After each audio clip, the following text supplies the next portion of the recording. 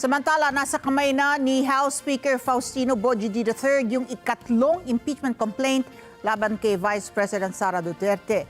Kinumpirma ni House Secretary General Cheloy Garafil na formal na pong naipadala ang impeachment complaint kay Speaker D. Ilang oras makalipas itong ihain ng ilang leader ng civil society, mga legal practitioner at religious group nitong Lunes. Diniin po ni Garafil na ang tungkulin ng kanyang tanggapan sa mga paglilitis sa impeachment ay mahigpit na ministerial lamang at nakatalaga lamang sa pagtanggap, pagpapatunay at pagpapadala ng mga reklamo sa impeachment at ang kanilang mga endorsement. Anya, alinsunod ito sa konstitusyon at mga panuntunan ng House of Representatives. Nauna nang pinadala ng SecGen Office yung dalawang naunang impeachment complaints laban kay VP Sara na magkasunod na inihain na Makabayan Coalition at Civil Society Organization noong February 2, 2026.